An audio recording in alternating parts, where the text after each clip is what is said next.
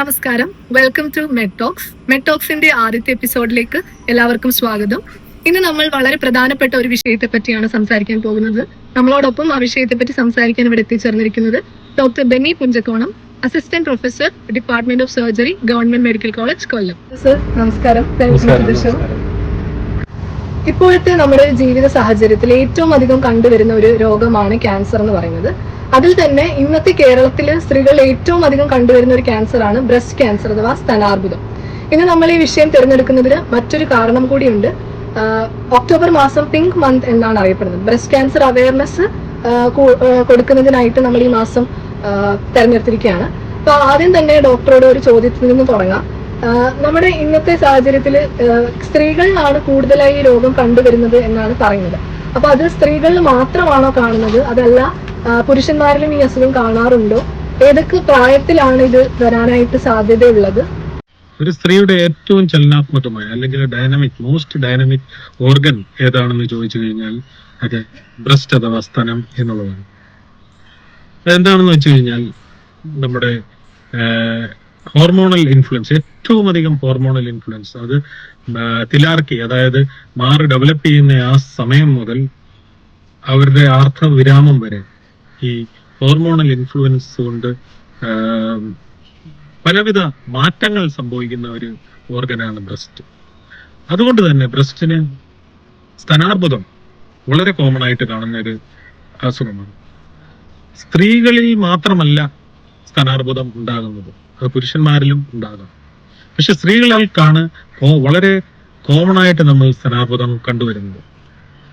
എത്ര വയസ്സിലുള്ള സ്ത്രീകളിലാണ് കാണുന്നതെന്ന് ചോദിച്ചു കഴിഞ്ഞാൽ അത് മാറ് ഡെവലപ്പ് ചെയ്യുന്നിടം മുതൽ, അതായത് ഒരു 14-15 വയസ്സ് മുതൽ അവരുടെ ജീവിതകാലം മുഴുവനും അതിനുള്ള സാധ്യതയുണ്ട്.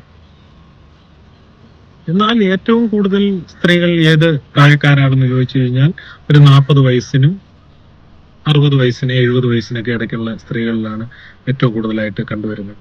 പക്ഷെ ഇന്നത്തെ ഒരു സാഹചര്യം നോക്കിക്കഴിഞ്ഞാൽ 20 വയസ്സിനും 40 വയസ്സിനും ഇടയ്ക്കുള്ള സ്ത്രീകളിൽ കൂടുതലായിട്ട് കണ്ടുവരുന്നു.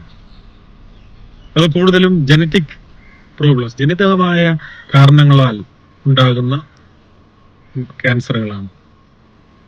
ഇപ്പൊ ജനിതകമായി വരുന്ന ക്യാൻസറുകളെ കുറിച്ച് പറഞ്ഞല്ലോ. അപ്പൊ ഇത് ജനിതകമായി അല്ലാതെ വരാറുണ്ടോ? അത് എത്രത്തോളം കൂടുതലായാണ് അല്ലാതെ വരുന്നത്? ഒരാള് ഒ പിയിലേക്ക് ഒരു മുഴയോ മറ്റോ ആയിട്ട് വരികയാണെങ്കിൽ അവർക്ക് വീട്ടിലോ മറ്റും ഹിസ്റ്ററി ഒന്നും ഇല്ല എന്നുണ്ടെങ്കിൽ അവർ പേടിക്കേണ്ടതുണ്ടോ? നേരത്തെ ചോദിച്ച ചോദ്യം വളരെ പ്രസക്തമായ ഒരു ചോദ്യമാണ്. ജനിതക വ്യത്യാസം മൂലം നമ്മൾക്ക് ബ്രസ്റ്റ് ക്യാൻസർ അഥവാ സ്തനാർബുദം ഉണ്ടാകാൻ സാധ്യതയുണ്ട്. അതുപോലെ ഹൈറിസ്ക് ലീഷൻസ് ഒരുപാടുണ്ട്, ഹൈറിസ്ക് ഫാക്ടേഴ്സ്. അത് നമ്മൾ മോഡിഫൈ ചെയ്യുന്ന റിസ്ക് ഫാക്ടേഴ്സ് ഉണ്ട്, നോൺ മോഡിഫയബിൾ ആയിട്ടുള്ള റിസ്ക് ഫാക്ടർ. മോഡിഫയബിൾ എന്ന് പറഞ്ഞാൽ നമുക്കത് ചേഞ്ച് ചെയ്യാൻ പറ്റും. നമ്മൾ ഒരുപക്ഷെ നമ്മൾ വിചാരിച്ചാൽ ആ റിസ്ക് ഫാക്ടേഴ്സ് ഒക്കെ നമുക്ക് ഒഴിവാക്കാൻ പറ്റും. അത് ഏതൊക്കെയാണെന്ന് ചോദിച്ചു കഴിഞ്ഞാൽ, ഒന്ന് അമിതവണ്ണം ഒരു സ്ട്രോങ് കോറിലേഷൻ ആണ് ബ്രസ്റ്റ് ക്യാൻസറുമായിട്ട് സംബന്ധിച്ച്. പിന്നെ പാരിറ്റി എന്ന് പറയും, അതായത് എത്ര കുട്ടികൾ ഉണ്ടാവുന്ന, അതും നമുക്ക് മോഡിഫൈ ചെയ്യാൻ പറ്റുന്ന ഒരു കാര്യമാണ്. മൂന്നാമത് ബ്രസ്റ്റ് ഫീഡിങ്. ഒരു കുട്ടിക്ക് ഒരു 2 വർഷം എങ്കിലും പാല് കൊടുത്തിട്ടുണ്ടെങ്കിൽ അത് ഒരു പ്രൊട്ടക്റ്റീവ് ഫാക്ടർ ആയിട്ടാണ് നമ്മൾ കണക്കാക്കുന്നത്. ആദ്യത്തെ പ്രസവത്തിന്റെ സമയം അതൊരു 22 വയസ്സ് 25 വയസ്സിന് ഇടയ്ക്ക് വന്നു കഴിഞ്ഞാൽ നല്ലതായിരിക്കും. അതൊരു 35 വയസ്സിന് ശേഷമാകുമ്പോൾ ആ സ്ത്രീക്ക് ക്യാൻസർ ഉണ്ടാകും, സ്തനാർബുദം ഉണ്ടാകുവാനുള്ള സാധ്യത വളരെ കൂടുതലാണ്. പിന്നെ ആൽക്കഹോൾ കൺസംഷൻ, അതായത് ടൊബാക്കോ, ആൽക്കഹോൾ കൺസംഷൻ, മദ്യപാനം, പുകവലി, ഇതെല്ലാം നമുക്ക് ഒഴിവാക്കാൻ പറ്റുന്ന risk factors. Breast feeding minimum 2 വർഷമെങ്കിലും, 6 മാസമാണ് നമ്മൾ മിനിമം പറയുന്നത്, പക്ഷെ 2 വർഷം വരെ മുലപ്പാൽ കൊടുക്കുന്ന സ്ത്രീകൾക്ക് സ്തനാർബുദത്തിൽ നിന്ന് രക്ഷ ഒരു പരിധി വരെ ഉണ്ടെന്നാണ് പഠനങ്ങൾ പറയുന്നത്. പിന്നെ ചില കാര്യങ്ങളുണ്ട് നമുക്ക് ഒന്നും ചെയ്യാൻ പറ്റത്തില്ല, ഏജ് അല്ലെ, നമുക്കത് പ്രായം നമുക്കൊരിക്കലും നമ്മുടെ കൺട്രോളിലല്ല. പിന്നെ സെക്സ്, ഫീമെയിൽ സെക്സ്, ഫീമെയിൽസിനാണ്, അതായത് സ്ത്രീകളുടെ ഇടയിലാണ് ക്യാൻസർ ബ്രസ്റ്റ് കൂടുതലായിട്ട് വരുന്നത്. അത് നമുക്ക് ചേഞ്ച് ചെയ്യാൻ പറ്റത്തില്ല. മൂന്നാമത് ഫാമിലി ഹിസ്റ്ററി, നമ്മുടെ ഫസ്റ്റ് ഡിഗ്രി റിലേറ്റീവ്സ് എന്ന് പറയും, അതായത് അമ്മയുടെ അനുജത്തിക്കോ ചേച്ചിക്കോ ക്യാൻസർ ബ്രസ്റ്റ് ഉണ്ടെങ്കിൽ ആ സ്ത്രീക്ക് ക്യാൻസർ വരാനുള്ള സാധ്യത വളരെ നേരത്തെ ആർത്തവം ഉണ്ടായ സ്ത്രീകളിലും വളരെ താമസിച്ച് ആർത്തവ വിരാമം സംഭവിച്ച സ്ത്രീകളിൽ ക്യാൻസർ ബ്രസ്റ്റ് വരാനുള്ള സാധ്യത വളരെ കൂടുതൽ. ഇതൊന്നും നമ്മുടെ കയ്യിൽ നിൽക്കുന്ന സംഭവങ്ങളല്ല. അതുകൊണ്ട് അതിനെ നോൺ മോഡിഫയബിൾ റിസ്ക് ഫാക്ടേഴ്സ് എന്ന് പറയും. അപ്പോൾ ഈ റിസ്ക് ഫാക്ടേഴ്സ് ഉള്ള സ്ത്രീകൾ എപ്പോഴും ശ്രദ്ധിക്കണം, വളരെയധികം ശ്രദ്ധിക്കേണ്ട ഒരവസ്ഥ. ഈ റിസ്ക് ഉള്ള ആൾക്കാർ സാധാരണ ഒപ്പിയിൽ എന്തൊക്കെ ലക്ഷണങ്ങളായിട്ടാണ് വരാറ്? ഏറ്റവും മാറില് മുഴയായിട്ടാണ് പല രോഗികളും വരുന്നത്. മുഴകൾ പലതരമുണ്ട്. കട്ടിയുള്ള മുഴകൾ കാണും. അത് ഫൈബ്രോഅഡിനോമ, മോസ്റ്റ് കോമൺലി കാണുന്നത് ഫൈബ്രോഅഡിനോമ എന്ന് പറയുന്ന മുഴകളാണ്. ആ മുഴകൾ യഥാർത്ഥത്തിൽ നമ്മൾ അത് എങ്ങനെ കണ്ടുപിടിക്കുമെന്ന് ചോദിച്ചു കഴിഞ്ഞാൽ, അത് നമ്മുടെ മാറിൽ ഇങ്ങനെ തൊടുമ്പോൾ തന്നെ അതിങ്ങനെ തെന്നി മാറും, മാറിനകത്ത് തന്നെ തെന്നി മാറും. മനസ്സിലായി? അപ്പൊ അങ്ങനെയുള്ള മുഴകൾ നമ്മൾ പേടിക്കേണ്ട അവസ്ഥയില്ല യഥാർത്ഥത്തിൽ. അതിന് ഫൈബ്രോഅഡിനോമ എന്ന് പറയും. രണ്ടാമത് പേഷ്യൻസ് ചിലപ്പോൾ മുഴയായിട്ട് വരും. അത് ചെറിയ ചെറിയ കുമിളകൾ, നമ്മുടെ ഹോർമോൺ വ്യതിയാനങ്ങൾ മൂലം ചെറിയ ചെറിയ കുമിളകൾ പോലുള്ള ബ്രസ്റ്റ് സിസ്റ്റം എന്ന് പറയും. അങ്ങനെ മുഴകളായിട്ട് വരും. മൂന്നാമതായിട്ട് പഴുപ്പുകെട്ട് മുഴകളായിട്ട് പ്രസന്റ് ചെയ്യും. ഈ 3 സാഹചര്യങ്ങളിലാണ് മുഴകളായിട്ട് നമ്മുടെ മാറില് പ്രസന്റ് ചെയ്യുന്നത്. പിന്നെ അടുത്ത സിംറ്റം ഏതാണെന്ന് ചോദിച്ചു കഴിഞ്ഞാൽ, നിപ്പിളിൽ നിന്ന് വരുന്ന സ്രവങ്ങൾ. ചിലപ്പോൾ രക്ത കളറിലുള്ള സ്രവങ്ങൾ വരാം, ചിലപ്പോൾ മഞ്ഞ കളറിലുള്ള സ്രവങ്ങൾ വരാം, വെള്ളം പോലെ വരാം. അതും നമ്മൾ ശ്രദ്ധിക്കേണ്ട ഒരു ലക്ഷണം തന്നെയാണ്. മൂന്നാമതായിട്ട് ഒരു ലക്ഷണം ഏതാണെന്ന് ചോദിച്ചു കഴിഞ്ഞാൽ, മാറിലെ വേദന. സ്ത്രീകൾക്ക് വേറെ മുഴയൊന്നും കാണത്തില്ല, ഇപ്പോൾ ഡിസ്ചാർജ് ഒന്നും കാണത്തില്ല, പക്ഷേ മാറില് വേദനയായിട്ട് വരും, അതികഠിനമായ വേദന. അത് അങ്ങനെയുള്ള രോഗികളിൽ നമ്മൾ എപ്പോഴും നമ്മൾ ചോദിക്കേണ്ട ഒരു ചോദ്യം, ആർത്തവ സൈക്കിളുമായിട്ട്, ആർത്തവ കാലഘട്ടവുമായിട്ട് എന്തെങ്കിലും റിലേഷൻ ഉണ്ടോ എന്നുകൂടി ചോദ്യം. ഈ 3 സിംറ്റംസ് ആണ് സാധാരണഗതിയിൽ രോഗി മുഴകളായിട്ടോ മാറിലെ വേദനയായിട്ടോ നിപ്പിൾ ഡിസ്ചാർജ്, അതായത് നിപ്പിളിൽ നിന്നുണ്ടാകുന്ന സ്രവങ്ങൾ, ഇത് 3 സിംറ്റംസുമായിട്ടായിരിക്കും രോഗി നമ്മളെ കാണാനായിട്ട് വരുന്നത്. ഇപ്പൊ മാറിലെ വേദനയെ കുറിച്ച് പറഞ്ഞു. ഇതല്ലാതെ കയ്യിലേക്ക് വേദന വരുന്നത് ഈ ബ്രസ്റ്റ് ക്യാൻസറുമായിട്ട് എന്തെങ്കിലും റിലേഷൻ ഉണ്ടോ? അവിടെയാണ് നമ്മൾ പ്രധാനമായിട്ടും അറിയേണ്ട ഒരു കാര്യം. മാറിലെ വേദന വന്നു കഴിഞ്ഞാൽ അത് മാറിലെ വേദനയാണോ എന്ന് മനസ്സിലാക്കണം. മാറ് എന്ന് പറയുന്നത് മാറിന്റെ പുറകിലായിട്ട് മസിൽ ഉണ്ട്, അതിന്റെ പുറകിലായിട്ട് വാരിയലുണ്ട്, അതിന്റെ പുറകിലായിട്ട് ലങ്സ് ഉണ്ട്, പിന്നെ ഹാർട്ട് ഉണ്ട്. അപ്പം നമ്മൾ മാറിലെ ഒരു സ്ത്രീ വേദനയായിട്ട് വന്നു കഴിഞ്ഞാൽ മാറിലെ വേദനയാണോ അതോ അതിന്റെ പുറകിലുള്ള സ്ട്രക്ചേഴ്സിൽ നിന്ന് ഉത്ഭവിക്കുന്നതിന്റെ വേദനയാണോ എന്ന് നമ്മൾ മനസ്സിലാക്കും. എപ്പോഴും നമ്മള് സ്ത്രീകൾ എപ്പോഴും മാറിലെ വേദന എന്ന് പറഞ്ഞ് നമ്മുടെ അടുത്ത് വരും. അപ്പോൾ നമ്മളാണ് ഒരു ഡോക്ടർ എന്നുള്ള നിലയിൽ നമ്മൾ അത് എന്ത് തരം വേദനയാണെന്ന് നമ്മൾ മനസ്സിലാക്കി അത് ക്വസ്റ്റ്യൻസ് ചോദിച്ച്, അത് ആർത്തവവുമായിട്ട് ബന്ധപ്പെട്ട വേദനയാണോ, അല്ലെങ്കിൽ എന്തെങ്കിലും ട്രോമ ഹിസ്റ്ററി, എന്തെങ്കിലും അപകടം ഉണ്ടായതിനു ശേഷം, ഒരു തട്ടോ മുട്ടോ എന്തെങ്കിലും ഉണ്ടായതിനു ശേഷം ഉണ്ടായ വേദനയാണോ, ഇതെല്ലാം ചോദിച്ച് മനസ്സിലാക്കി അങ്ങനെ ഒരു വ്യത്യാസം, ഒരു മസ്കുലോസ്കെൽറ്റൽ പെയിൻ എന്നും അല്ലെങ്കിൽ ഒരു പ്യുവർ നാസ്റ്റാൾജിയ എന്നും 2 തരത്തിൽ നമ്മൾ ഡിഫറൻഷിയേറ്റ് ചെയ്ത് ട്രീറ്റ് ചെയ്യുന്നത്. സാധാരണ വീട്ടിലിരിക്കുന്ന ഒരു സ്ത്രീക്ക് എങ്ങനെയാണ് ബ്രസ്റ്റ് ക്യാൻസർ ഉണ്ടോ അല്ലെങ്കിൽ വരാനുള്ള സാധ്യതയുണ്ടോ എന്നൊക്കെ അറിയാനായിട്ട് സാധിക്കുക? അതാണ് ബ്രസ്റ്റ് സെൽഫ് എക്സാമിനേഷൻ. അതായത് സ്വയം മാറ് പരിശോധിക്കുന്ന ഒരവസ്ഥ. അതെങ്ങനെയാണെന്ന് ചോദിച്ചു കഴിഞ്ഞാൽ, നമ്മൾ എപ്പോഴാണ് പരിശോധിക്കേണ്ടത് ബ്രസ്റ്റ് സെൽഫ് എക്സാം? ആരാണ് പരിശോധിക്കേണ്ടത്? എത്ര വയസ്സിന് ശേഷമാണ് പരിശോധിക്കുന്നത്? നമ്മളൊരു 20 വയസ്സിന് ശേഷമുള്ള എല്ലാ സ്ത്രീകളും മാറ് സ്വയം പരിശോധിക്കണമെന്നാണ് ലിറ്ററേച്ചർ പറയുന്നത്. 20 വയസ്സിന് ശേഷം പ്രായം എല്ലാ സ്ത്രീകളും. അപ്പോൾ അവര് ഏത് സമയത്താണ് ബ്രസ്റ്റ് സെൽഫ് എക്സാമിനേഷൻ ചെയ്യേണ്ടതെന്ന് ചോദിച്ചു കഴിഞ്ഞാൽ, ആർത്തവമുള്ള സ്ത്രീകളാണെങ്കിൽ ആർത്തവ ബ്ലീഡിങ് കഴിഞ്ഞതിന് ശേഷമുള്ള ആദ്യത്തെ ആഴ്ച, നമ്മൾ കുളിക്കുന്ന സമയത്തോ അല്ലാത്ത സമയത്തോ എപ്പോഴാണെന്ന് വെച്ച് കഴിഞ്ഞാൽ മാറ് ഒരു ഡയലേക്ലോക്ക് ടെക്നിക്കില് നമ്മുടെ കൈ പത്തി വെച്ച് നമ്മൾ മാറിങ്ങനെ പരിശോധിക്കും. ആർത്തവ വിരാമം സംഭവിച്ച സ്ത്രീകളാണെങ്കിൽ എല്ലാ മാസവും ഒരു ദിവസം, ഉദാഹരണത്തിന് ഇപ്പം ഈ മാസം 15-ാം തീയതിയാണ് മാറ് പരിശോധിച്ചതെങ്കിൽ അടുത്ത മാസവും 15-ാം തീയതി മാറ് പരിശോധിച്ചത്. അങ്ങനെ നമ്മൾ എല്ലാ ദിവസവും എല്ലാ മാസവും മാറ് പരിശോധിക്കുന്നതിലൂടെ നമുക്ക് നമ്മുടെ മാറില് സംഭവിക്കുന്ന ഓരോ ചെറിയ ചെറിയ വ്യത്യാസങ്ങൾ നമ്മൾക്ക് മനസ്സിലാക്കാൻ സാധിക്കുകയും എന്തെങ്കിലും വ്യത്യാസങ്ങൾ സംഭവിച്ചു കഴിഞ്ഞാൽ അത് ഡോക്ടറെ ചെന്ന് കണ്ട് അതിനുള്ള യഥാർത്ഥ ചികിത്സ അല്ലെങ്കിൽ പ്രതിവിധി നേടാൻ പറ്റുകയും ചെയ്യും. ബ്രസ്റ്റ് സെൽഫ് എക്സാമിനേഷനെ കുറിച്ച് ഇപ്പോൾ സാറ് പറയുണ്ടായി. അപ്പൊ അങ്ങനെ ആ സെൽഫ് എക്സാമിനേഷൻ ചെയ്ത് എന്തെങ്കിലും വ്യത്യാസം കണ്ട ഒരു സ്ത്രീ ഒ പിയിലേക്ക് വരികയാണെങ്കിൽ എങ്ങനെയാണ് പിന്നെ ഉള്ള അവിടുത്തെ ഒരു പ്രൊസീജിയർ എങ്ങനെയാണെന്ന് കൂടെ പറയാം. ഒരു സ്ത്രീ അവരുടെ മാറില് മുഴയുണ്ടെന്ന് കണ്ടുപിടിക്കുകയും മാറിൽ സ്വയം പരിശോധിച്ച് മുഴയുണ്ടെന്ന് കണ്ടുപിടിക്കുകയും എൻ്റെ ഒ പിയിലേക്ക് കടന്നു വരികയും ചെയ്തു കഴിഞ്ഞാൽ ഞാൻ ആദ്യം ചെയ്യുന്നത് എന്താണെന്ന് ചോദിച്ചു കഴിഞ്ഞാൽ അവരുടെ ആ രോഗാവസ്ഥയെക്കുറിച്ച് ഞാൻ ചോദിച്ച് മനസ്സിലാക്കും. ആ രോഗാവസ്ഥ എങ്ങനെയാണ് തുടങ്ങിയത്, മുഴ ആരാണ് കണ്ടുപിടിച്ചത്, ആ വലിപ്പം, തുടക്കത്തിലുള്ള വലിപ്പവും ഇപ്പോഴുള്ള വലിപ്പവും എന്തെങ്കിലും വ്യത്യാസമുണ്ടോ എന്നുള്ള കാര്യങ്ങളെല്ലാം ചോദിച്ച് അവരുടെ ഹിസ്റ്ററി, ഫാമിലി ഹിസ്റ്ററിയും എല്ലാം ഇതുവരെയുള്ള ചരിത്രം മൊത്തവും എടുക്കും. രണ്ടാമത് മാറ് എൻ്റെ കൈവച്ച് തന്നെ ഞാൻ പരിശോധിച്ച് നോക്കും. ആ സ്ത്രീ കടന്നു വന്ന സ്ത്രീ പറഞ്ഞ സിംറ്റംസ് എനിക്ക് പാൽപേറ്റ് ചെയ്യാൻ പറ്റുന്നുണ്ടോ, എനിക്ക് കണ്ടുപിടിക്കാൻ പറ്റുന്നുണ്ടോ എന്ന് ഞാൻ നോക്കും. ഞാൻ പരിശോധിച്ച് കണ്ടുപിടിച്ച് എനിക്കൊരു പ്രാഥമിക ഡയഗ്നോസിസിലേക്ക് ഞാൻ എത്തും. എന്നിട്ട് രണ്ടാമതായി ഞാൻ ചെയ്യുന്നത് എന്താണെന്ന് ചോദിച്ചു കഴിഞ്ഞാൽ ഞാനൊരു ഇമേജിങ്, അതായത് ബ്രസ്റ്റിന്റെ ഒരു ഇമേജിങ് ടെക്നിക്കിലേക്ക് ഞാൻ പോകും. 2 തരം ഇമേജിങ് ടെക്നിക്കാണ് നമുക്കുള്ളത്. ഒന്ന് അൾട്രാസൗണ്ട് എക്സാമിനേഷനും 2 മാമോഗ്രാഫി. ചെറുപ്പക്കാരിൽ ഒരു 40 വയസ്സ് താഴെയുള്ള സ്ത്രീകളാണെങ്കിൽ അവർക്ക് അൾട്രാസൗണ്ട് ബ്രസ്റ്റ് എടുക്കുകയും 40 വയസ്സ് മുകളിലുള്ള സ്ത്രീകളിലാണെങ്കിൽ മാമോഗ്രാം ചെയ്യുകയും ചെയ്യും. മാമോഗ്രാമിലും അൾട്രാസൗണ്ടിലും പരിശോധനയിലൂടെ നമുക്ക് എന്തെങ്കിലും സിഗ്നിഫിക്കൻ്റ് ആയിട്ടൊരു മുഴയോ എന്തെങ്കിലും പ്രശ്നമോ കണ്ടെത്തി കഴിഞ്ഞാൽ അതിൽ നിന്ന് ഒരു ബയോപ്സി എന്നുള്ള പദത്തെ പലരും പേടിക്കുന്ന ഒരവസ്ഥയാണ്. നമ്മൾ ഒരു കാരണവശാലും ബയോപ്സിയെ പേടിക്കില്ല.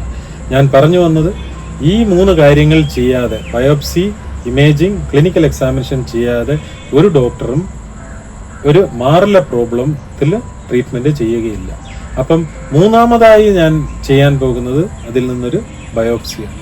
ആ ബയോപ്സി ചെയ്യുന്നതിലൂടെ എനിക്കൊരു ഫൈനൽ കൺഫർമേറ്റീവ് ഡയഗ്നോസിസിലേക്ക് എത്താൻ സാധിക്കും. ഈ ടോക്കിലൂടെ തന്നെ നമുക്ക് പൊതുജനങ്ങളോട് പറയാൻ സാധിക്കുന്ന ഒരു വസ്തുതയാണ് നമ്മൾ ഒരിക്കലും ബയോപ്സിയെ പേടിക്കരുത്. പലപ്പോഴും കണ്ടുവരുന്നത് ഡോക്ടറുടെ അടുത്ത് മാറിൽ മുഴയായിട്ട് വരും, മുഴ കുത്തിപ്പരിശോധിക്കണം അല്ലെങ്കിൽ ബയോപ്സി ചെയ്യണമെന്ന് പറയുമ്പോൾ ബയോപ്സിയെ പേടിച്ച് ഒരു 6 മാസം 1 വർഷം വരാതെ ഇരുന്ന് 1 വർഷം കഴിഞ്ഞ് വരുമ്പോൾ വളരെ ഗുരുതരാവസ്ഥയിലായിരിക്കും രോഗി നമ്മളുടെ അടുത്തേക്ക് അടുത്ത 1 വർഷം കഴിഞ്ഞ് വരുന്നത്. അപ്പോഴൊരു ഡോക്ടറുടെ അടുത്ത് മാറിന്റെ പ്രശ്നമായിട്ട്, അതായത് സ്വയം മാറ് പരിശോധിച്ചതിന് ശേഷം മാറിന്റെ പ്രശ്നമായിട്ട് ഏത് രോഗി വന്നാലും 3 കാര്യങ്ങളാണ് ചെയ്യുന്നത്. ഒന്ന് ഹിസ്റ്ററി ആൻഡ് ക്ലിനിക്കൽ എക്സാമിനേഷൻ, രണ്ടാമത് നമ്മളെ ഇമേജിങ്, അതായത് അൾട്രാസൗണ്ട് അല്ലെങ്കിൽ മാമോഗ്രാം ചെയ്യും, 3ാമതൊരു ബയോപ്സി ചെയ്യും. ഈ 3 കാര്യങ്ങൾ ചെയ്യുന്നതിലൂടെ നമ്മളുടെ രോഗാവസ്ഥയെക്കുറിച്ച് കൂടുതൽ പഠിക്കാനും ട്രീറ്റ്മെന്റ് പ്ലാൻ ചെയ്യാനും നമ്മൾക്ക് സാധിക്കും. ഇപ്പൊ സാർ അൾട്രാസൗണ്ടും മാമോഗ്രാമും ചെയ്യുന്നതിനെ കുറിച്ച് പറഞ്ഞു. അപ്പൊ നമ്മൾ ലക്ഷണങ്ങളായി ഒരു സ്ത്രീ ഒ പിയിലേക്ക് വന്നാൽ ചെയ്യുന്ന റൂട്ടീൻ ഇതിലാണ് ഇത് രണ്ടും പറഞ്ഞത്. ഇനി ലക്ഷണങ്ങൾ ഇല്ലാതെ ഒരു സാധാരണ സ്ത്രീ എപ്പോഴെങ്കിലും ഏതെങ്കിലും ഏജ് കഴിയുമ്പോൾ പ്രത്യേകിച്ച് ഇത് ഇടയ്ക്കിടയ്ക്ക് ചെക്ക് ചെയ്യേണ്ട, UST മാമോഗ്രാം ചെയ്യേണ്ട ആവശ്യമുണ്ടോ? തീർച്ചയായിട്ടും അത് വളരെ പ്രധാനമായ ഒരു ക്വസ്റ്റ്യൻ ആണ്. കാരണം എന്താണെന്ന് വെച്ച് കഴിഞ്ഞാൽ അതിനാണ് പറയുന്നത് നമ്മൾ സ്ക്രീനിങ് മാമോഗ്രാഫി എന്ന് പറയുന്നത്. നമ്മളിപ്പം കുറച്ച് നാളുകൾക്ക് മുന്നേ സർക്കാർ തന്നെ പുറപ്പെടുവിച്ച ഒരു നോട്ടീസ് അനുസരിച്ച് എല്ലാ ക്യാൻസർ സ്ക്രീനിങ് പ്രോഗ്രാം നടത്തണമെന്ന്. തീർച്ചയായിട്ടും മാറിന്റെ ക്യാൻസറിനും സ്ക്രീനിങ് പ്രോഗ്രാം അത്യന്താപേക്ഷിതമായ ഒരു ഘടനയാണ്. നമ്മൾ സ്ക്രീനിങ് പ്രോഗ്രാമിൽ പറയുന്ന ഒരു കാര്യം തന്നെയാണ് ഈ ബ്രസ്റ്റ് സെൽഫ് എക്സാമിനേഷൻ. എന്നാൽ എപ്പോഴാണ് നമ്മൾ ഇമേജിംഗ് ടെക്നിക്ക്, അതായത് മാമോഗ്രാഫി പോലുള്ള ടെക്നിക്ക് സ്ക്രീനിങ്ങിന് ഉപയോഗിക്കുന്നതെന്ന് വെച്ച് കഴിഞ്ഞാൽ ഇപ്പോഴത്തെ ഒരു നിലയിൽ പറയുകയാണെങ്കിൽ ക്യാൻസർ സൊസൈറ്റിയൊക്കെ പറയുന്നത് ഒരു 40 വയസ്സിന് ശേഷമുള്ള എല്ലാ സ്ത്രീകളും ആനുവലി, അതായത് വർഷത്തിൽ ഒരിക്കലെങ്കിലും മാമോഗ്രാം ചെയ്യണം എന്നുള്ളതാണ്.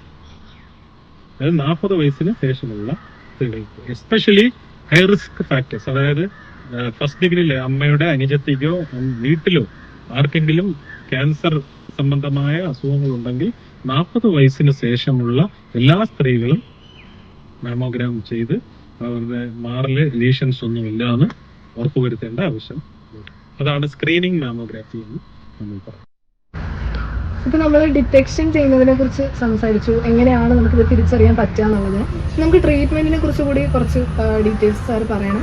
ഇത് ഏതെങ്കിലും സ്റ്റേജസ് ആയിട്ടുണ്ടോ, അല്ലെങ്കിൽ ഏതെങ്കിലും ഈ സ്റ്റേജസ് വരുമ്പോൾ തന്നെ ട്രീറ്റ്മെന്റ് പ്ലാനിൽ വ്യത്യാസം വരുന്നുണ്ടോ എന്നുകൂടെ? അതെ, നമ്മളിപ്പോൾ ഞാൻ പറഞ്ഞതുപോലെ ഒരു മാറില് അസുഖമുള്ള ഒരു രോഗി അല്ലെങ്കിൽ മാറിൽ എന്തെങ്കിലും സിംറ്റംസ് ഉള്ള രോഗി നമ്മുടെ ആശുപത്രിയിലേക്ക് വരുമ്പോൾ, നമ്മുടെ ഒ പിയിലേക്ക് വരുമ്പോൾ നമ്മൾ അതിനെ 3 ടെസ്റ്റുകൾ medical examination, imaging and biopsy, ഈ 3 കാര്യങ്ങൾ ചെയ്തിട്ട് നമ്മളൊരു ഡയഗ്നോസിസിലേക്ക് എത്തുന്നു. അതിനുശേഷം നമ്മൾ സ്റ്റേജിങ് എന്നുള്ള പ്രൊസീജിയറിലേക്ക് പോകും. അതായത് രോഗത്തിന്റെ അവസ്ഥ ഏത് സ്റ്റേജിലാണ് എന്ന് നമ്മൾ കണ്ടുപിടിക്കും. സ്റ്റേജ് 1 to 4 ഉണ്ട്. അതിന് നമ്മൾ അമേരിക്കൻ ജോയിന്റ് ക്യാൻസർ കമ്മിറ്റിയാണ് അങ്ങനെ ഒരു സ്റ്റേജിങ് സിസ്റ്റം ഉണ്ടാക്കിയിരിക്കുന്നത്. അങ്ങനെ സ്റ്റേജ് 1, 2, 3, 4 എന്നുള്ള സ്റ്റേജ് ചെയ്തതിന് ശേഷം നമ്മൾ ഈ ബ്രസ്റ്റ് ക്യാൻസറിനെ 3 തലങ്ങളിലേക്ക് മാറ്റും. ഒന്നെന്ന് പറഞ്ഞു കഴിഞ്ഞാൽ ഇയർലി ബ്രസ്റ്റ് കാർസിനോമ, അതായത് സ്റ്റേജ് 1, 2നെയാണ് നമ്മൾ ഇയർലി ബ്രസ്റ്റ് ക്യാൻസർ എന്ന് പറയുന്നത്. മൂന്നാമത്തെ സ്റ്റേജിനെ നമ്മൾ locally advanced breast carcinoma. Locally advanced breast cancer എന്ന് പറഞ്ഞു കഴിഞ്ഞാൽ നമ്മുടെ മാറിൽ നിന്ന് കഴലയിലേക്കും ബാക്കിയുള്ള സ്ഥലത്തേക്കും പടർന്ന ഒരവസ്ഥ. കഴലയിലേക്ക് പടർന്ന അവസ്ഥ, കഴല എന്ന് പറഞ്ഞാൽ ലിംഫ് നോഡ്സിലേക്ക് പടർന്നു. എർലി ബ്രസ്റ്റ് ക്യാൻസർ എന്ന് പറഞ്ഞു കഴിഞ്ഞാൽ മാറിലെ ചെറിയൊരു മുഴ, അതിലൊരു 2 സെന്റിമീറ്ററിനകത്ത് വരുന്ന ഒരു ചെറിയ മുഴ മാത്രമേ ഉള്ളൂ, കഴലയിലേക്ക് പടരാതിരിക്കുന്ന ഒരവസ്ഥ. ഇത് എർലി സ്റ്റേജ്. അതൊക്കെ സ്റ്റേജ് 1 and 2ലേക്ക്. സ്റ്റേജ് 3 ആണ് ലോക്കലി അഡ്വാൻസ്ഡ് ബ്രസ്റ്റ് കാർസിനോമ. പിന്നെ സ്റ്റേജ് 4 എന്ന് പറയുന്നത് മെറ്റാസ്റ്റാറ്റിക് കാർസിനോമ, അതായത് മാലിഗ്നൻസി, അതായത് നമ്മുടെ സ്തനാർബുദം മാറിൽ നിന്ന് പടർന്ന് കഴലയിൽ നിന്നും പടർന്ന് തലച്ചോറിലോട്ടോ അല്ലെങ്കിൽ ശ്വാസകോശത്തിലോട്ടോ എല്ലുകളിലേക്കോ ബാധിക്കുന്ന ഒരവസ്ഥ. അപ്പോഴേക്കും നമ്മൾ ഏത് സ്റ്റേജ് ആണെന്ന് കണ്ടുപിടിച്ചതിന് ശേഷം നമ്മൾ ഓരോ സ്റ്റേജിനും ഓരോ ട്രീറ്റ്മെന്റ് മൊഡാലിറ്റി ഇപ്പോൾ ഡിഫൈൻ ചെയ്തിട്ടുണ്ട്. അതായത് ഇപ്പം നമ്മൾ ലഘൂകരിച്ച് പറയുകയാണെങ്കിൽ സ്റ്റേജ് 1 and 2, അതായത് ഏർലി ബ്രസ്റ്റ് കാർസിനോമയ്ക്ക് ഇപ്പം ബ്രസ്റ്റ് കൺസർവേഷൻ സർജറി എന്ന് പറയും. അതായത് മാറിനെ പ്രൊട്ടക്ട് ചെയ്തുകൊണ്ട് ആ മുഴ മാത്രം എടുത്ത് മാറ്റുന്ന ഒരു ശസ്ത്രക്രിയ. അത് സ്റ്റേജ് 1 and 2, അതായത് ഏർലി ബ്രസ്റ്റ് കാർസിനോമയ്ക്ക് നമുക്ക് ചെയ്യാൻ പറ്റും. അതിലൂടെ നമ്മൾ ബാക്കിയുള്ള മാറ് പ്രിസർവ് ചെയ്യുകയും സ്ത്രീക്ക് ആ ഒരു മാറ് നഷ്ടപ്പെട്ടു എന്നുള്ള ഒരു വിഷമം സൈക്കോളജിക്കലി ബെറ്റർ ആയിട്ടുള്ള ഒരു ട്രീറ്റ്മെന്റ് ആണ് ബ്രസ്റ്റ് കൺസർവേഷൻ സർജറി. പിന്നെ അത് കഴിഞ്ഞതിന് ശേഷം തന്നെ നമ്മൾ റേഡിയോ തെറാപ്പിയും കീമോതെറാപ്പിയും കൊണ്ടുപോകും, പിന്നെ ഹോർമോണൽ തെറാപ്പിയും.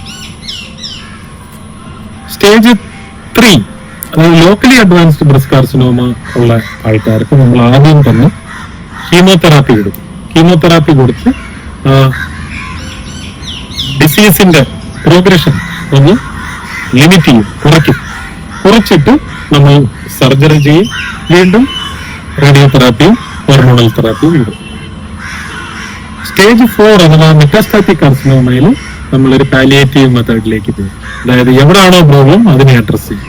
ഇപ്പൊ ബോൺ പെയിൻ ആണെങ്കിൽ ബോണിന്റെ പെയിനുള്ള, ലങ് മെറ്റ്സ് ആണെങ്കിൽ ലങ്ങിന് ഉള്ള ട്രീറ്റ്മെന്റ് കൊടുക്കും. പിന്നെ പ്രൈമറി ട്രീറ്റ്മെന്റ് എന്തെങ്കിലും ചെയ്യാൻ പറ്റുമെങ്കിൽ അങ്ങനെയും ചെയ്യും. അങ്ങനെ നമ്മൾ ഡിഫറെന്റ് സ്റ്റേജസിനും ഡിഫറെന്റ് ട്രീറ്റ്മെന്റ്, ഒരു മൾട്ടി മോഡാലിറ്റി ട്രീറ്റ്മെന്റ് ആണ് ഇപ്പോഴും ബ്രസ്റ്റ് ക്യാൻസറിന് വേണ്ടത്. അതും പിന്നെ വേറൊരു പ്രത്യേക കാര്യം നമ്മൾ മനസ്സിലാക്കാനുള്ളത്, ഒരു സ്ത്രീക്ക് ഇങ്ങനെ ചെയ്തു എന്നും പറഞ്ഞ് നമ്മൾ മറ്റൊരു സ്ത്രീക്ക് എന്തുകൊണ്ട് ഇങ്ങനെ ചെയ്തില്ല എന്ന്, അല്ലെങ്കിൽ ആ ട്രീറ്റ്മെന്റ് എന്തുകൊണ്ട് സക്സസ്ഫുൾ ആയില്ല എന്ന് പറഞ്ഞിട്ട് കാര്യമില്ല. ഓരോ സ്ത്രീകൾക്കും ഓരോ ബ്രസ്റ്റ് ക്യാൻസറിനും അതിന്റെ ട്യൂമർ ബയോളജി എന്ന് പറയുന്ന ഒരു സംഭവമുണ്ട്. അതനുസരിച്ച് ട്രീറ്റ്മെന്റ് ഫലവത്താവുകയുള്ളൂ. ഇങ്ങനെയാണ് നമ്മൾ ഒരു ലഘൂകരിച്ച് ഇതിന്റെ ചികിത്സാ രീതികളെ കുറിച്ച് പറയുകയാണെങ്കിൽ പറയാൻ സാധിക്കുന്നത്. ഇപ്പൊ ക്യാൻസർ എന്ന് കേൾക്കുമ്പോൾ തന്നെ പല ആൾക്കാർക്കും ചികിത്സയ്ക്ക് മുന്നോട്ടേക്ക് വരാൻ തന്നെ പേടിയാണ്, അല്ലെങ്കിൽ അവരൊരു വിമുഖത കാണിക്കാറുണ്ട്. അപ്പൊ ഇപ്പം ഇതിന്റെ നമ്മുടെ സ്റ്റേജസിനെ കുറിച്ചും ട്രീറ്റ്മെന്റിനെ കുറിച്ചൊക്കെ പറഞ്ഞപ്പോഴും ഈ ആദ്യത്തെ സ്റ്റേജിലൊക്കെ ആണെങ്കിൽ എനിക്ക് തോന്നുന്നു ഒരു പക്ഷേ കുറച്ചും കൂടെ ഈസി ആയിട്ട് അത് ചികിത്സിക്കാൻ പറ്റുമായിരിക്കും, അല്ലെങ്കിൽ ഭേദമാവാനുള്ള ചാൻസസ് കൂടുതലാണെന്ന് തോന്നുന്നു. നമ്മുടെ ഒരു സൊസൈറ്റിയിൽ എത്രത്തോളം അങ്ങനെ ആൾക്കാർ വിമുഖത കാണിക്കുന്നുണ്ട്? കാരണം ഇത് ഞാൻ ചോദിക്കാനുള്ള കാരണം, റീസെന്റ് ആയിട്ട് എന്റെ പരിചയത്തിൽ ഒരു ആന്റി ഉണ്ടായിരുന്നു. അപ്പൊ ആന്റി ഇങ്ങനെ വിളിച്ചിട്ട് അമ്മയ്ക്ക് ഇതേപോലെ ക്യാൻസർ ആണ്, അത്യാവശ്യം സ്റ്റേജസ് ആയി, പുള്ളിക്കാർക്ക് എത്ര ശ്രമിച്ചിട്ട് നമ്മൾ ഹോസ്പിറ്റലിലേക്ക് വരാനായിട്ട് മടി കാണിക്കുന്നു. അപ്പൊ അത്യാവശ്യം എന്റെ സ്റ്റേജിലേക്ക് ആയും തോന്നുന്നു. അപ്പം വരാനായിട്ട് അത്യാവശ്യം പ്രായമുള്ളത് കൊണ്ട് അവരിനി ഹോപ്പൊക്കെ ലൂസ് ചെയ്തിട്ട് ഇനി ചികിത്സിക്കണ്ട എന്നൊരു ഇതിലേക്ക് എത്തിയിരിക്കുകയാണ്. അപ്പം നമ്മുടെ ഒരു സൊസൈറ്റിയിൽ എത്രത്തോളം അങ്ങനെ ആൾക്കാർ ചികിത്സിക്കാനായിട്ട്, പ്രത്യേകിച്ച് ക്യാൻസർ പോലെ ഒരു അസുഖത്തിന് ചികിത്സിക്കാനായിട്ട് വിമുഖത കാണിക്കുന്നുണ്ട്? അത് വളരെ കാലിക പ്രസക്തമായ ഒരു ചോദ്യമാണ്. കാരണം എന്താണെന്ന് വെച്ച് കഴിഞ്ഞാൽ ഇപ്പോഴേ എല്ലാ രോഗികളും, അതായത് ഒരു രോഗം നമ്മൾക്കുണ്ടോ എന്ന് നമുക്ക് ഒരാളറിയാം. ഇപ്പം ഉദാഹരണത്തിന് ഡയബറ്റീസ് രോഗം ഉണ്ട് എന്ന് നമ്മൾ സ്വയം മനസ്സിലാക്കി അതിന് ചികിത്സ നേടി കഴിഞ്ഞാൽ അത് നമ്മുടെ കൺട്രോളിൽ നിൽക്കുന്ന ഒരു അവസ്ഥയാണ്. പക്ഷെ നമ്മൾ ആ ഒരു സൊസൈറ്റിയൽ പ്രോബ്ലം കാരണം, ഒരു എന്താ പറയുക സ്റ്റിഗ്മ കാരണം നമ്മൾ ഒരിക്കലും അത് റിവീൽ ചെയ്യാൻ താല്പര്യമില്ലാതെ വരികയും ഒരു കോംപ്ലിക്കേഷനിലേക്ക് ചെല്ലുമ്പോഴുമാണ് നമ്മൾ പലപ്പോഴും ഹോസ്പിറ്റലിൽ അഡ്മിറ്റ് ആയി ട്രീറ്റ്മെന്റ് എടുക്കുന്നത്. സെയിം റീസൺ ആണ് ക്യാൻസർ പോലുള്ള അസുഖങ്ങൾ, ബ്രസ്റ്റ് ക്യാൻസർ എസ്പെഷ്യലി. ബ്രസ്റ്റ് ക്യാൻസറിനെ പറ്റി പൊതുവായി നമ്മൾ മനസ്സിലാക്കേണ്ട ഒരു കാര്യം എന്താണെന്ന് ചോദിച്ചു കഴിഞ്ഞാൽ, ഒരു 10-30 വർഷങ്ങൾക്ക് മുന്നേ ആയിരുന്നുവെങ്കിൽ ശരിയാണ്, ബ്രസ്റ്റ് ക്യാൻസർ വന്നാൽ മരണം സുനിശ്ചിതമാണ്. പക്ഷേ ഇപ്പോഴത്തെ അഡ്വാൻസ്ഡ് മോഡേൺ ട്രീറ്റ്മെന്റ് ടെക്നിക്സ് അനുസരിച്ച് ബ്രസ്റ്റ് ക്യാൻസർ ഒരു 5 ഇയർ സർവൈവൽ റേറ്റ് എന്നായിരുന്നു പണ്ടൊക്കെ പറഞ്ഞിരുന്നത്. ഇപ്പോൾ ഒരു 20 ഇയർ സർവൈവൽ റേറ്റിലേക്ക് നമ്മുടെ ബ്രസ്റ്റ് ക്യാൻസർ ട്രീറ്റ്മെന്റ് സ്ട്രാറ്റജി മാറിക്കഴിഞ്ഞു. അപ്പോഴ് പൊതുജനങ്ങളോടും ആൾക്കാരോടും എനിക്ക് പറയാനുള്ളത്, ക്യാൻസർ ബ്രസ്റ്റിനെ നമ്മൾ പേടിക്കേണ്ട ഒരു അവസ്ഥയേ ഇല്ല. അത് ഏർലിയറായിട്ട് ഡിറ്റക്ട് ചെയ്യുക എന്നുള്ളതാണ് ഏറ്റവും ഇമ്പോർട്ടന്റ് ആയിട്ടുള്ള ഒരു വസ്തുത. ഏർലിയറായിട്ട് ഡിറ്റക്ട് ചെയ്യുന്നത് എങ്ങനെയാണെന്ന് ചോദിച്ചാൽ, നേരത്തെ പറഞ്ഞ പോലെ ബ്രസ്റ്റ് സെൽഫ് എക്സാമിനേഷൻ വഴി നമ്മൾ കണ്ടുപിടിക്കുകയും അതൊരു ഡോക്ടറിനെ കണ്ട് സ്ഥിരീകരിക്കുകയും പിന്നെ ബാക്കിയുള്ള പരിശോധനകൾ നടത്തി അത് ക്യാൻസർ ആണോ അല്ലയോ എന്ന് നമ്മൾ സ്ഥിരീകരിക്കുകയും ചെയ്യുന്നു. അപ്പോഴേ ഏർലിയറായിട്ട് നമുക്കൊരു ക്യാൻസർ ബ്രസ്റ്റ് ഡയഗ്നോസ് ചെയ്ത് കഴിഞ്ഞാൽ നമുക്ക് മാറി പ്രിസർവ് ചെയ്തുകൊണ്ട് തന്നെ ചികിത്സിക്കാൻ പറ്റുന്ന ഒരു സ്ഥിതിവിശേഷമാണ് ഇപ്പോഴത്തെ ഈ 21ാം നൂറ്റാണ്ടിൽ നമ്മുടെ കാലത്തുള്ളത്. എന്നിരുന്നാൽ തന്നെയും ഞാനിപ്പോൾ ഒരു സർക്കാർ മെഡിക്കൽ കോളേജിൽ വർക്ക് ചെയ്യുമ്പോൾ എനിക്ക് കാണാൻ സാധിക്കുന്നത്, ഇപ്പോഴും നിങ്ങൾ പറഞ്ഞതുപോലുള്ള രോഗികൾ ഒരുപാട് പേര്, ഒരു 10-15 പേര് വന്നാൽ അതിൽ ഒരാൾ ഇങ്ങനെയുള്ള ഒരു എന്താ പറയുക ഒരു സ്ഥിതിയിലാണ് വരുന്നത്. അപ്പോൾ ഇപ്പോഴും നമ്മുടെ നാട്ടിലുള്ള ജനങ്ങൾക്ക് ഈ ക്യാൻസർ ബ്രസ്റ്റിന്റെ ഒരു ട്രീറ്റ്മെന്റ് ക്വാളിറ്റിയെ പറ്റി ബോധവാന്മാരല്ല എന്നുള്ളതാണ് യാഥാർത്ഥ്യം. അത് ഇങ്ങനെയുള്ള ടോക്സും ഇങ്ങനെയുള്ള അവയർനെസ് മന്ത്, അതായത് ഒക്ടോബർ പിങ്ക് മന്ത് ആയിട്ടുള്ള ബ്രസ്റ്റ് ക്യാൻസർ അവയർനെസ് മന്ത് ആയിട്ടൊക്കെ നമ്മൾ കൊണ്ടാടുന്നു. അപ്പം ഇങ്ങനെയുള്ള കാര്യങ്ങൾ, ഇങ്ങനെയുള്ള ബ്രസ്റ്റ് അവയർനെസ് പ്രോഗ്രാംസ് ഒരുപക്ഷെ ഈ ഇതുപോലുള്ള പ്രശ്നങ്ങൾ ഒരു സ്റ്റേജ് 1-ൽ എത്തേണ്ടത് സ്റ്റേജ് 4-ൽ എത്താതെ തന്നെ നമ്മുടെ മുന്നിലേക്ക് വരികയും രോഗിക്ക് ദീർഘകാലം ജീവിക്കാൻ സാധിക്കുകയും ചെയ്യാൻ പറ്റും എന്നുള്ളതാണ് നമ്മൾ മനസ്സിലാക്കേണ്ടത്. അവസാനമായിട്ട് ഈ ചോദ്യം കൂടെ, നമ്മുടെ ലൈഫ് സ്റ്റൈൽ അല്ലെങ്കിൽ ഫുഡ് ഹാബിറ്റ്സ് എങ്ങനെയെങ്കിലും ബ്രസ്റ്റ് ക്യാൻസർ വരുന്നതിന് എങ്ങനെയെങ്കിലും അഫക്ട് ചെയ്യുന്നുണ്ടോ? അതെങ്ങനെയെങ്കിലും റിലേഷൻ ഉണ്ടോ ഇത് തമ്മിൽ? അതെ, അതാണ് ഞാൻ മുന്നേ പറഞ്ഞത്. നമ്മുടെ റിസ്ക് ഫാക്ടേഴ്സ് എന്ന് പറയുന്ന ഒരു സംഭവമുണ്ട്. അതായത് മോഡിഫയബിൾ റിസ്ക് ഫാക്ടേഴ്സും നോൺ മോഡിഫയബിൾ റിസ്ക് ഫാക്ടേഴ്സ്. അതായത് നമുക്ക് മോഡിഫൈ ചെയ്യാൻ പറ്റുന്ന റിസ്ക് ഫാക്ടേഴ്സ്, അതിൽ പെടുന്ന സംഭവമാണ് ഈ ലൈഫ് സ്റ്റൈൽ മോഡിഫിക്കേഷനും ഈ ഫുഡ് ഹാബിറ്റ്സ്. വളരെ പ്രധാനമായ ഒരു സംഭവം തന്നെയാണ്. അമിതവണ്ണം ഒരു പരിധിവരെ ഈ ബ്രസ്റ്റ് ക്യാൻസർ ഉണ്ടാക്കാൻ ഉള്ള ഒരു റിസ്ക് ഫാക്ടറാണ്. അപ്പോൾ അമിതവണ്ണം കുറയ്ക്കാനായിട്ട് നമുക്ക് ചെയ്യാൻ പറ്റുന്നത് ഈ എണ്ണയിൽ പൊരിച്ചതും മറ്റേ ചിക്കൻ, മീറ്റ് പ്രോഡക്ട്സ് ഒരുപാട് കഴിക്കുന്നത് ഇതെല്ലാം ഒഴിവാക്കി കഴിഞ്ഞാൽ ഒരു പരിധി വരെ നമുക്ക് അമിതവണ്ണം കുറയ്ക്കാം. അതുപോലെ തന്നെ നമുക്ക് ഈ ക്യാൻസറിന്റെ അവസ്ഥയും കുറയ്ക്കാം. പിന്നെ എക്സസൈസ് എല്ലാ ക്യാൻസറിനും, ബ്രസ്റ്റ് ക്യാൻസറിന് മാത്രമല്ല എല്ലാ ക്യാൻസറിനും ഒരു പ്രിവെന്റീവ് മെത്തേഡ് തന്നെയാണ്. പ്രൈമോഡിയൽ പ്രിവെൻഷനകത്ത് വരുന്ന ഒരു പ്രിവെന്റീവ് മെത്തേഡ്സ് തന്നെയാണ് ഈ എക്സസൈസ് എന്ന് പറയുന്നത്. അപ്പൊ നേരത്തെ പറഞ്ഞതുപോലെ തന്നെ അഡിക്ഷൻസ്, അതായത് ടൊബാക്കോ, പുകവലി, മദ്യപാനം, ഇതെല്ലാം തന്നെ ക്യാൻസറിനെ, അത് ബ്രസ്റ്റ് ക്യാൻസർ എന്നല്ല ഏത് ക്യാൻസറിനെയും വിളിച്ചു വരുത്തുന്ന ഒരു സ്വഭാവങ്ങൾ. അപ്പൊ ഇതെല്ലാം ഒഴിവാക്കുന്നതിലൂടെ നമുക്ക് ക്യാൻസർ പ്രിവെന്റ് ചെയ്യാനുള്ള ഒരു സാഹചര്യം നമുക്ക് ഉരുത്തില്ല. അപ്പോഴും നമ്മൾ എപ്പോഴും ശ്രദ്ധിക്കേണ്ട ഒരു കാര്യമെന്ന് പറഞ്ഞു കഴിഞ്ഞാൽ ലൈഫ് സ്റ്റൈൽ മോഡിഫിക്കേഷൻ. നമ്മുടെ അമിതവണ്ണം കുറയ്ക്കാനായിട്ട് എക്സസൈസ് ചെയ്യുന്നു. രണ്ടാമത് ഇതുപോലുള്ള ഫാസ്റ്റ് ഫുഡ് അഡിക്ഷൻസിലേക്ക് ഈ പുകവലി, മദ്യപാനം ഇതെല്ലാം ഒഴിവാക്കുക. ഇതെല്ലാം ഒഴിവാക്കി നമ്മൾ നിൽക്കുമ്പോൾ നമുക്ക് ഇപ്പം സപ്പോസ് നമുക്ക് ഫാമിലി ഹിസ്റ്ററി ഉള്ള ഒരാളാണെങ്കിൽ പോലും നമുക്ക് ഒരു പരിധി വരെ നമ്മൾക്ക് മോഡിഫൈ ചെയ്യാൻ പറ്റുന്ന റിസ്ക് ഫാക്ടേഴ്സ് നമ്മൾ മോഡിഫൈ ചെയ്ത് കൊടുത്തു കഴിഞ്ഞാൽ ക്യാൻസർ ബ്രസ്റ്റ് പ്രിവെന്റ് ചെയ്യാൻ സാധിക്കുന്നു എന്നുള്ളതാണ് പഠനങ്ങൾ തെളിയിച്ചിട്ടുള്ളത്. വളരെ ചുരുങ്ങിയ സമയത്തിനുള്ളിൽ നമ്മൾ ഒരുപാട് ഇൻഫോർമേറ്റീവ് ആയിട്ടുള്ള കുറെ കാര്യങ്ങൾ സംസാരിച്ചു. All thanks to doctor Benny sir. Thank you so much sir. നമ്മുടെ സാറിന്റെ ഇത്രയും ബിസി ആയിട്ടുള്ള ഷെഡ്യൂളിന്റെ ഇടയ്ക്കും സാറ് വന്ന് നമ്മളോട് സഹകരിച്ചതിന് thank you so much sir. മറ്റൊരു എപ്പിസോഡിൽ പുതിയൊരു വിഷയമായി മെഡ് ടോക്കിലൂടെ നമ്മൾ വീണ്ടും കാണുന്നത് വരെ it's me signing off. Thank you.